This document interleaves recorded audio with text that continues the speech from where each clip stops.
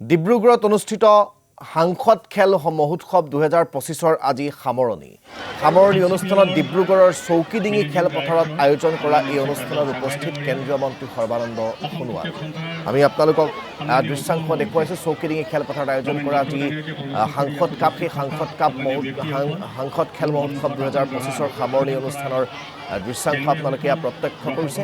আৰু সাংসদ খেল মহোৎসৱ 2025 এই সামৰণি অনুষ্ঠানত চৌকিডিঙি খেলপথাৰত আজি কেন্দ্ৰীয় মন্ত্ৰী সৰ্বানন্দ সোণোৱালে যিহেতু অংশগ্ৰহণ কৰিছে, গতিকে সেই কাৰ্যসূচীত অংশ ল'বলৈ হাজাৰ হাজাৰ লোকৰ আগমন কৰিছে।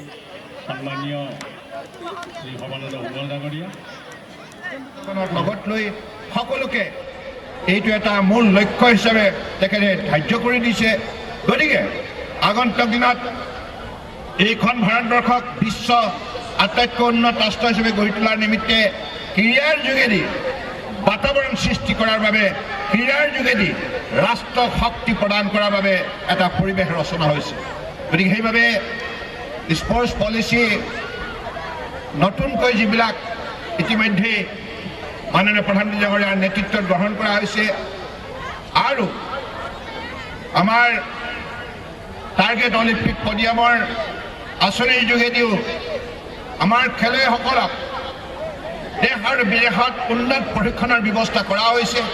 অৰ্থাৎ প্ৰতিখন ৰাজ্য চৰকাৰে স্পৰ্টছ পলিচিক উদগনি দিছে আৰু ক্ৰীড়াৰ যোগেদি এগৰাকী ছাত্ৰী বা এজন ছাত্ৰই আগন্তুক দিনত নিজৰ জীৱনটো কিমান সুন্দৰভাৱে প্ৰতিষ্ঠা কৰিব পাৰে, কৰ্মসংস্থাপন কৰিব পাৰে আৰু ইয়াৰ যোগেদি উপাৰ্জন বৃদ্ধি কৰিব পাৰে।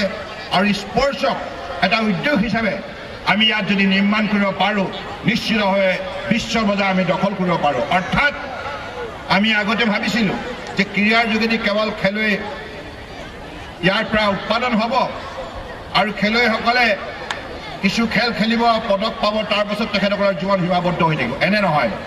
আজি মাননীয় প্ৰধানমন্ত্ৰী ডাঙৰীয়াই ক্ৰীড়াৰ যোগেদি বিশ্বজয় কেনেকৈ কৰিব পাৰি, ইয়াৰ বাবে সুন্দৰ পথৰ সন্ধান দিছে।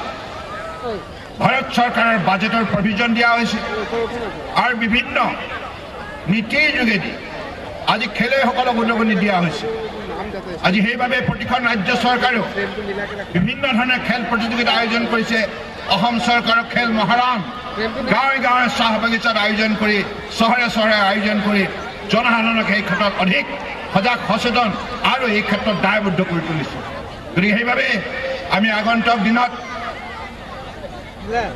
এই কথা মনত ৰাখিব লাগিব যে আমাৰ ডিব্ৰুগড়, তিনিচুকীয়াতো যিমান প্ৰতিভাসম্পন্ন খেলুৱৈ চাহ বাগিচা হওক, গাঁৱত হওক, চহৰত আছে, তেখেতসকলক প্ৰতিযোগিতা অনুষ্ঠিত কৰিহে আমি চিনাক্ত কৰিব পাৰিম। অৰ্থাৎ টেলেণ্ট হাণ্ট, প্ৰতিভা আমি কেনেধৰণে চিনাক্ত কৰিব পাৰোঁ, ইয়াক আৱিষ্কাৰ কৰিব পাৰোঁ, ইয়াৰ কেৱল এটাই উপায় আছে, প্ৰতিযোগিতাৰ যোগেদি আমাৰ প্ৰতিভাবিলাকক আমি নিশ্চিতভাৱে পোহৰলৈ আনিব পাৰোঁ।